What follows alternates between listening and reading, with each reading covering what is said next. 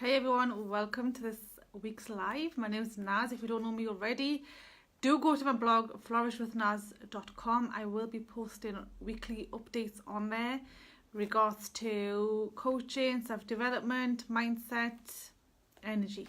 So let's talk about two forms of self-development. Now, if you're in business, you don't even need to be in business, but we all need a self-development plan, and the two categories to self-development, because there's only two parts to our brain or our mind. One part is the conscious mind and one part is the unconscious. Okay, so to make change in your life or business or behaviors and habits, we've got to do both, right? Because what happens when we're just working on our conscious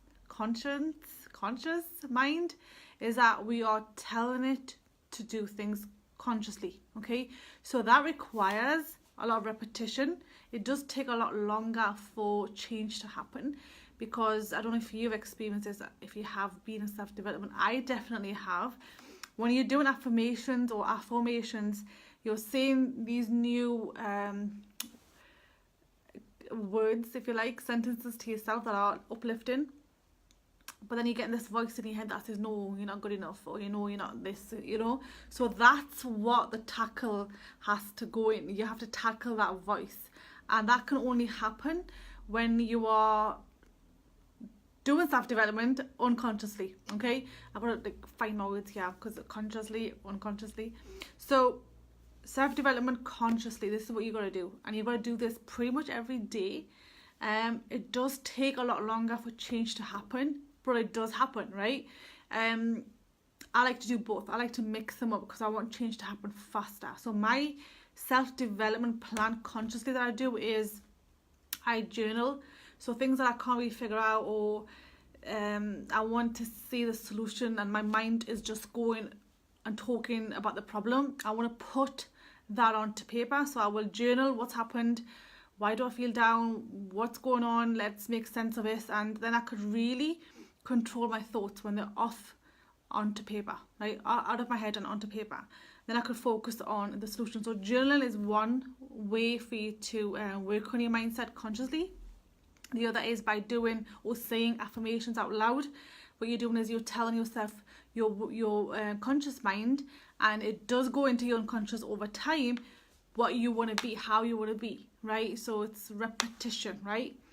And also, what else do I do? Gratitude. I consciously, write down what I'm grateful for. I find that is the most powerful one, because when you start your day with gratitude, you write down, even if it's 3 things that you've filtered through and went through and looked for the gratefulness in that, the good in your day or in your night, evening, you suddenly change your look into life, right? Your outlook to life. So gratitude, journaling, and also affirmations or affirmations, where you're asking yourself, why am I successful? Why am I, so amazing? All this stuff, okay?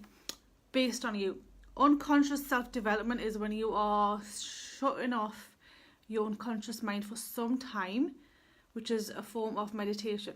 Okay, so anytime you are not thinking actively or trying to figure out, you are meditating. So even if that means you are being very present and taking detail of something, of even this pen, your focus and attention is not in your head. It's going to be all on this pen. You're going to look at the detail, you're going to look at how much is in here, you're going to look at the lid, right? It's all present. You're feeling your laptop, your desk, you're being more present in your present moment, you're taking more attention. Your focus is away from your head. Why do kids learn so fast? Way faster than us, because they are always present. They are not thinking about yesterday. They're not even thinking about tomorrow or the next 5 minutes. They are really present. They take detail of what's going on in their environment. They are so focused in look at them when they're playing. They ignore you, right? If you're a mom like me, and you gotta tell them go to bed and they want to play Snap or whatever, card game or whatever it is that they're playing, they are so involved in it, they don't listen to you, right? they are present.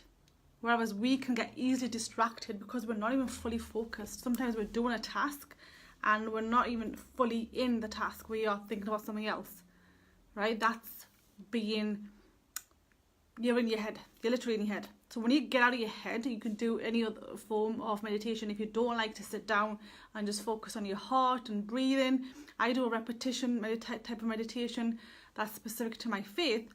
I prefer that. But you can do anything. Like there's a walking meditation where you are literally walking, focusing on your steps, how the pavement is or the path or the grass is, and feeling it on, you know, wherever. You are very present. There's walking meditations that you can do where you're listening to music. That's a meditation as well. But what that does is that it doesn't always give direct commands to your unconscious mind, right? Again, it's a slower process. It does works way faster than you consciously try to do something, because your unconscious mind knows how to heal. It's got the blueprint to health. The other way you can do self-development is by either hiring a coach or somebody who will direct your unconscious mind for you and with you, right? You've got to give them permission and they would give instructions directly to it. So I should have got some paper to draw it out, but I'll just use this for now. I'm running out of post-it notes. So if you look at your unconscious mind as, right, this is just such a bad drawing. It looks like a little egg, but this is your conscious mind, okay? The little dot, that's your conscious mind. This is where you do your repetition, where you read a book, you read a self-development book, you watch self-development videos and listen to the audios. You are constantly giving it information, new programming, and that will get into your conscious mind, right? Eventually, it just takes longer, but it does get it.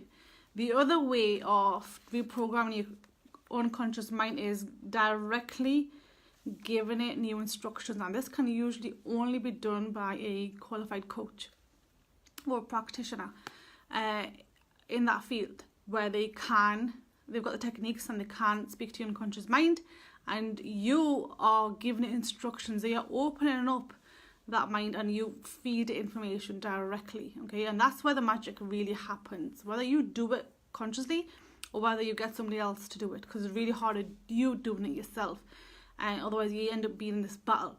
So that's two ways of self-development. Both work. You can literally just keep on repeating your daily routines in terms of affirmations and get the change. It does just take longer, but when you get somebody to directly talk to your unconscious mind, the change happens faster, because the message has gotten to the place it's supposed to go. So that's two forms. I would say if you're starting off new and you've never had a self-development plan, get one. There is a Goal Crusher routine that I did in my free group called My Facebook Profit Plan. I will leave the link here, and just let me know you want to see the Goal Crusher routine, and I go through everything that I do.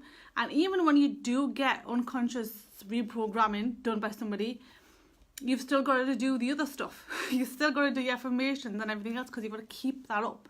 You've got to keep it up yourself. So if you're in business and if you are even looking to improve your life in other areas, whether it's in your relationships or in your health, you need a self-development plan. Find what's best for you.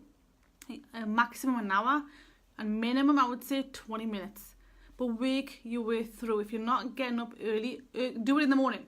Do it before you are getting your kids up or attending to other people, so that you've filled up your glass. Okay, you've got to fill up your glass first before you fill up anybody else's, otherwise life's going to be hard. Okay, and I've done it both ways.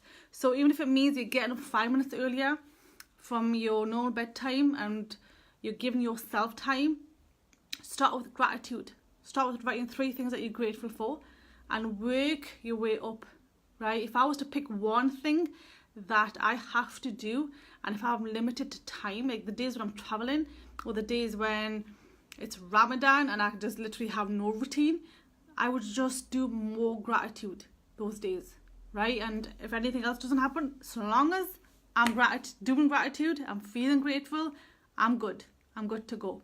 So get back into it. Yes, it's it's an emotion that we absolutely love as humans. We love feeling grateful and being in that joy, because it just brings us into the right program to like find more things to be grateful for. So I'm glad you're getting back into it, Helen. So I will catch you later. Have a lovely day. You might have to catch this up again, Helen. I'll catch you later.